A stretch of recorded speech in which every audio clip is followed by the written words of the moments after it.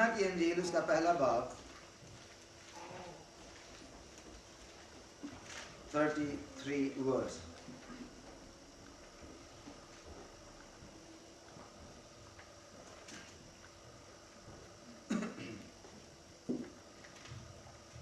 देखिए, और मैं तो उसे पहचानता ना था, मगर जिसने मुझे पानी से बपतिस्मा देने को भेजा, ये यूहन्ना बपतिस्मा देने वाला गवाही दे रहा है यीशु मसीह के बारे में, भेजा उसी ने मुझसे कहा कि जिस पर तू रूह को उतरते और ठहरते देखे वही रूह कुदस से बपतिस्मा देने वाला है। तो किस पर कबूतर की सूरत में रूह कुदस को उतरते देखा गया? यीशु मसीह पर। तो यीशु मसीह जो है वही रूह कुदस का बपतिस्मा देने वाला है। बात को हम पक्की करते हैं कि एक जगह पर नहीं लिखा, बल्कि बहुत सारे हवाला जात मैंने लिखे हुए सामने, अगर आप देखेंगे तो ये हवाला जात आ रहे हैं अभी स्लाइड पर, आप इनको नोट कर सकते हैं। तमाम हवालों में ये बात बयान की गई है कि Jesus is the baptizer of the Holy Spirit. Hallelujah. फिर लिखा है मैंने देखा, यूहन्ना बपतिस्मा देने वाला कह रहा है, और मैंने देखा और गवाही दी है कि ये खुदा का बेटा है। किसने गवाही दी है? यूहन्ना ने गवाही दी है कि ये खुदा का बेटा है जो रूह कुदस से बपटाइज करेगा लोगों को। जब हम बेटे की बात करते हैं तो बड़ी बात हम मर्चे लगती हैं बहुत सारे लोगों को कि जी ये खुदावंद यीशु मसीह को खुदा का बेटा क्यों कहते हैं। ये कोई पहला मौका नहीं है कि किसी भी इंसान को या शख्स को खुदा का बेटा कहा गया है। खुदा के बेटों का बाइबल भरी पड़ी है, जिक्र है, लेकिन ये इसलिए खास है क्योंकि ये इकलौता बेटा है। इकलौता आप समझते हैं, इकलौते का मतलब होता है अकेला ही, ना उसके पहले ना उसके बाद, ना उसकी उम्र का शुरू ना उसकी जिंदगी का आखिर। वो इकलौता बेटा है, इसलिए ये खास व खास है। और हम ये समझते हैं कि यूहन्ना बपतिस्मा देने वाला जो है उस पर ये बात जो है ये वाज़ह की गई कि जिस पर तू खुदा के रूह को कबूतर की मानद उतरते देखे वही शख्स जो है वो खुदा का बेटा है, वही शख्स जो है वो रूह कुदस से बपटाइज करने वाला है। He is the one who is going to baptize you with the Holy Ghost। तो फायर की हम बात करते हैं, आग से बपतिस्मा देगा। तो आगे हम जब तक हम अगली आयत नहीं पढ़ते उस वक्त तक हमें आग के बपतिस्मे का पता नहीं चलेगा। अगली आयत में क्या लिखा है? 12वीं आयत में, प्लीज कोई जरा बुलंद आवाज से पढ़े, जहां लिखा है उसका छाछ उसके हाथ में है। यहाँ पर पता चलेगा कि रूह कुदस का बपतिस्मा जो है वो क्या है और आग का बपतिस्मा जो है वो क्या है। बाद लोग इसको इग्नोर करते हैं, इसी आग को जो पाक रूह की आग है उसी से समझ लेते हैं कि एक ही चीज है, लेकिन ये एक चीज नहीं है। कोई भी बुलंद आवाज से पढ़े please, quickly.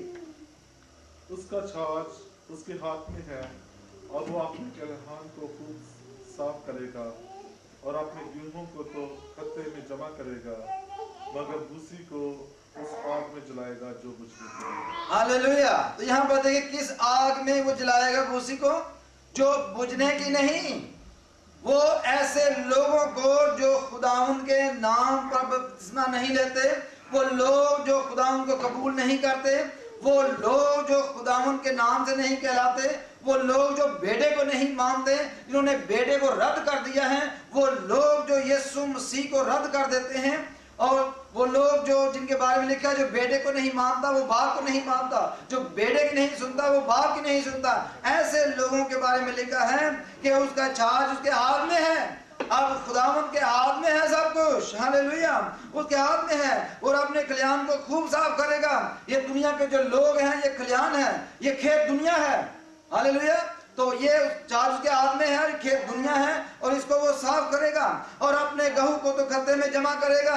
He going to baptize them with the Holy Ghost। वो अपने लोगों को रूह कुदस से बपतिस्मा देगा, लेकिन मगर भूसी को क्या करेगा? तो अब सेम ही है, सेम वर्ष है, अगली वर्ष में पढ़ रहा हूं। आगे क्या होगा कि वो भूसी को उस आग में जलाएगा जो बुझने की नहीं। इस आग के बारे में लिखा है, ये वो आग है कि वो यीशु मसीह चूंकि अदालत उसके सुपुर्द की गई है, वो अदालत करेगा जो उसके अपने हैं, जो उसको कबूल कर लेते हैं, जो उसको अपना दिल दे देते हैं, वो उनको होली स्पिरिट का बपतिस्मा देगा। वो उनको रूह कुदस का बपतिस्मा देगा, लेकिन जो नहीं उसको कबूल करते उनको वो अलग कर लेगा और उनको आग का बपतिस्मा देगा, उस आग में जो बुझने की नहीं। ये वो आग है जो बुझती नहीं, उनमें उस आग में इन लोगों को जलाया जाएगा, डाला जाएगा आग की भट्टी में जो बुझने की नहीं। तो मेरे अजीजों, ये बात याद रखें कि खुदावंद अपने खुदा को कभी ना भूलें, क्योंकि बेटे के वसीले से जिंदगी मिलती है। जो उसके बेटे को पहन लेता है, उसको मान लेता है, वो खुदा को मान लेता है। जो बेटे को रद्द कर देता है वो खुदा को रद्द कर देता है। Different between water baptism and the baptism of the Holy spirit, क्या डिफरेंट है? आप सब सामने स्लाइड जो है वो आ रही है। Water baptism to dip washing outward, okay. जो बैप्टिज्म है पानी का, वो हम ऊपर की सफाई जो होती है हमारी, हम अपने आप को कमिट करते हैं, हम अपने आप को यीशु मसीह के सुपुर्द करते हैं और उसमें शामिल होते हैं, उसकी मौत में शामिल होते हैं, उसके दफन होने में शामिल होते हैं, उसके नई जिंदगी में शामिल होते हैं। Hallelujah. What about the Holy Spirit? The baptism of the Holy Spirit is the Holy Spirit cleans your inner being inward. क्योंकि जो Holy Spirit है वो हमारी जो inner being है उसकी सफाई करता है, अंदर से धोता है, और जब वो हमें अंदर से और बाहर से घेर लेता है तो फिर क्या होता है जी? बैप्टिज्म। ये बैप्टिज्म है। लेकिन देखिए, पानी में आप जाते हैं तो पानी आपके अंदर नहीं जाता, वो आपके बाहर बाहर आपको साफ करता है। लेकिन होली स्पिरिट आपके अंदर जाता है, वो आपको अंदर से साफ करता है, पहले आपके अंदर की सफाई करता है। और जब हम अंदर से धुल जाते हैं तो हम बदल जाते हैं। हालेलुया। तो कौन ये करता है? पहले हमने क्या पढ़ा है? कौन ये करता है? यीशु मसीह करता है। यूहन्ना ने बताया है कि जो मेरे बाद आता है मुझसे जोरावर है, वो हमें होली स्पिरिट से, रूह कुदस से बपतिस्मा देगा और आग से बपतिस्मा देगा, वो हमें साफ करेगा। और खुदावंद का रूह हमारी सफाई करता है। जब तक हम खुदा के रूह को इजाजत नहीं देते कि वो हमें साफ करे, वो आपको फोर्स नहीं करेगा। अगली स्लाइड में हम देखेंगे कि खुदा का रूह हमें फोर्स नहीं करता, वो हमारी विल मांगता है, विलिंगनेस चाहता है। वो चाहता है कि हम अपने आप उसके पास आए, अपने आप उसे अपना आप दें, ईमानदारी दिखाएं। और जब हम ईमानदार की सूरत में उसके सामने आ जाते हैं, आजिज़ी से उसके सामने आते हैं और मांगते हैं, तो वो हमें होली स्पिरिट से फिल करता है। That is the filling of the Holy Spirit. Holy Spirit यहाँ मौजूद है। That's the presence of the Holy Spirit, but not many of you are baptised in spirit. You get the difference? क्योंकि सारे के सारे रूह कुदस से बपतिस्मा याफ्ता नहीं है, लेकिन खुदा का रूह यहाँ पर मौजूद है। तो खुदा का रूह जो है वो जब बपतिस्मा होता है तो लोग अंदर से धुल जाते हैं, पानी के बपतिस्मे से और रूह कुदस के बपतिस्मे से हम अंदर और बाहर से धुले होते हैं। हालेलुया। और खुदा हमारी हिफाजत करता है और हमें सिखाता है। ओके, फिर क्या होता है कि योर इनर बीइंग स्पीक्स। जब आप अंदर से धुल जाते हैं तो आप ये इनर बीइंग है, जो आपकी जो स्पिरिट है, दैट स्पीक्स।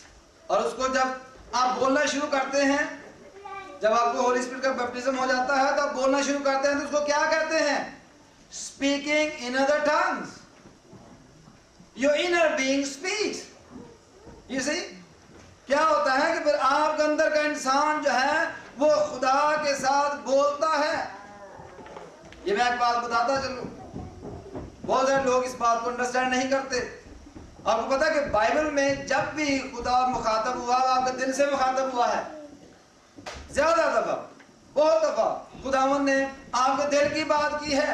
वो दिल से बात करता है, वो दिल के ख्यालों को जानता है। What about mind? माइंड के बारे में लिखा है, लेकिन इतना नहीं, क्योंकि उसकी वजह यह है कि जो दिल में है वो लिखा है कि मुंह पर आता है। लेकिन दिल ही क्यों, दिल से क्यों खुदावंद बात करता, दिल की क्यों बात करता है? क्योंकि दिल जो है ये दिमाग के कब्जे में नहीं है, बल्कि दिमाग दिल के कब्जे में है। ये मेडिकल के लोग हैं, मैं इतना नहीं जानता, लेकिन जो आप पढ़ते हैं, पढ़ी है मेडिकल, आपको ज्यादा पता होगा कि पूरे बॉडी में मेरा ख्याल है एक ही पुर्जा है जो माइंड के कब्जे में नहीं है। एक ही पुर्जा है। अगर माइंड पूरे का पूरा शट हो जाए, जब आप ऑपरेशन करते हैं, तो दिल फिर भी काम करता रहता है, क्योंकि ये उसके कब्जे में नहीं है। बल्कि माइंड जो है वो दिल पर डिपेंड करता है। क्यों डिपेंड करता है? कि जब इसकी सप्लाई खत्म हो जाएगी, ये ऑटोमेटिकली डेड हो जाएगा। एवरीथिंग इज डेड, क्योंकि दिल में ब्लड सप्लाई होती है, और ब्लड में खुदा के कलाम में लिखा है कि जान होती है। हालेलुया। ब्लड में क्या होता है? इंसान की रूह है, जान है उसके अंदर। इसलिए वो इस माइंड के कंट्रोल में नहीं है, वो दिल के अंदर कंट्रोल में है। इसलिए खुदा जो है वो दिल की बात करता है। तो खुदा जो है वो हमारे दिलों की सफाई करता है। जब हम हमारी इनर बीइंग जो है उसकी सफाई हो जाती है, जब हम बदल जाते हैं, जब रूह कुदरत से मामूर हो जाते हैं, खुदा का रूह हमारे अंदर आ जाता है। ये खुदा के कलाम में लिखा कि आप नहीं जानते कि आप रूह कुदरत का खुदा का मकदस है। जब वो हमारे अंदर आकर रहना शुरू हो जाता है, तो इनर बीइंग जो है वो स्पीक करना शुरू हो जाती है। जब इनर बीइंग स्पीक करती है, तो हम कहते हैं ये आदमी जो है ये दूसरी जुबान या गैर जुबान बोल रहा है। स्पीकिंग इन टंग्स, गैर जुबान में बातें करता है। जब कोई शख्स गैर जुबान में बातें करता है, तो ये एक साइन है, एक साइन है जो ईमानदार नहीं उनके लिए। बाकी ये शख्स जो है, ईमानदारों को तो पता है ये क्यों कर रहा है, लेकिन जो ईमानदार नहीं उनके लिए ये साइन है कि ये शख्स जो बातें कर रहा है, ये खुदा से बातें कर रहा है। ये इसके कंट्रोल की बात नहीं है, बल्कि खुदा का रूह इसे कंट्रोल करता है। We cannot control Spirit of God. Hallelujah. बल्कि खुदा का जो रूह है वो हमें गाइड करता है, वो हमें कंट्रोल करता है। Praise the Lord। तो आगे बढ़ते हैं। Receiving the Holy Spirit, receiving the Holy Spirit। अब इसमें हम देखते हैं कि there is a two requirement of the Holy Spirit। खुदा के रूह की दो रिक्वायरमेंट हैं। जब हम रिसीव करते हैं होली स्पिरिट को, तो उसकी दो रिक्वायरमेंट है।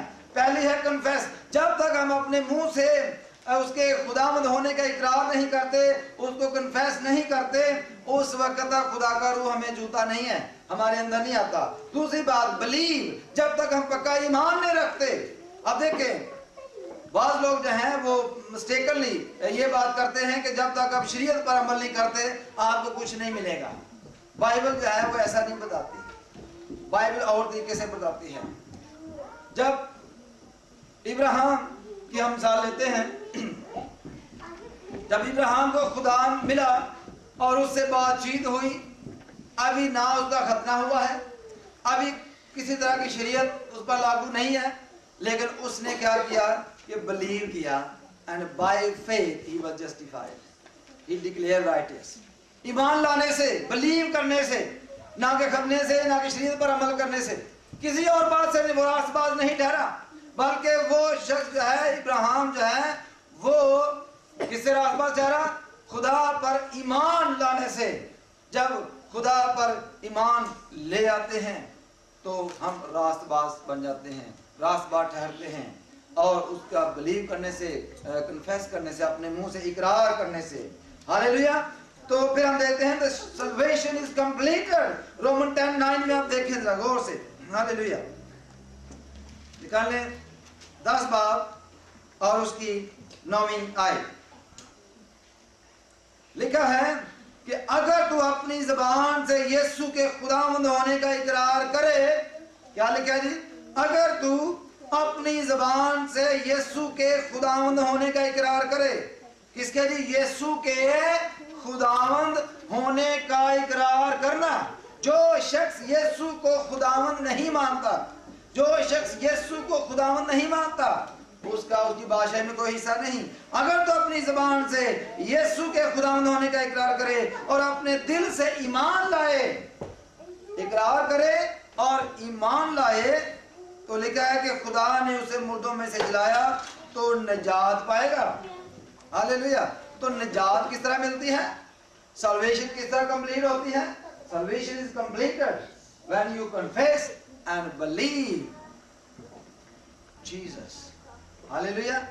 तो इस तरह से हमारी सल्वेशन जो है वो कंप्लीट हो जाती है। मेथड और how to receive the Holy spirit.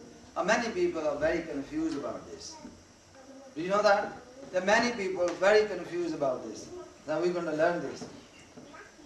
पहली बात हम देखते हैं, एक्स में देखें, pray and lay his hands upon other people. There are many people. एक बात और याद रखें, हर शख्स को इस तरह की ब्लेसिंग नहीं होती कि वो दूसरों पर हाथ रख के दुआ करे। Bear in mind.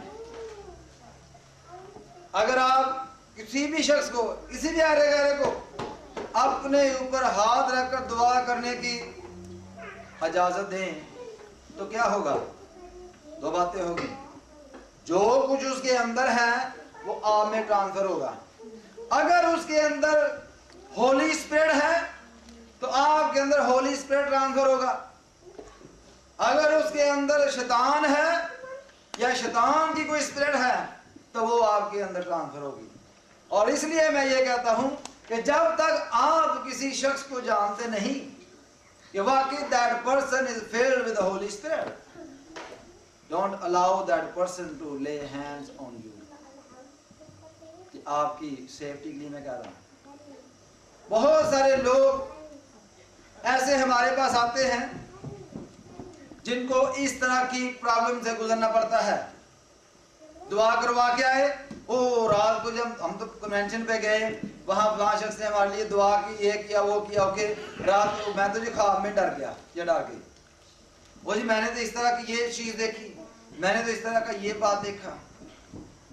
You see why is that? जो कुछ वहां था वो आप में ट्रांसफर हुआ है, फिर हम उनके लिए दुआ करते हैं, फिर वो शिफा पाते हैं। तो मेरे अजीजों, इस बात का ख्याल रहे कि हर शख्स को अपने ऊपर हाथ रखकर दुआ करने की इजाजत ना दें। ईमान की किताब निकालें,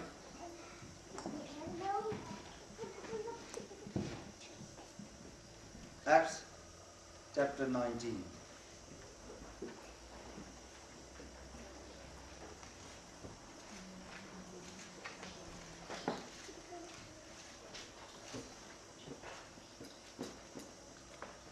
Hallelujah. Chapter 19 verse 16.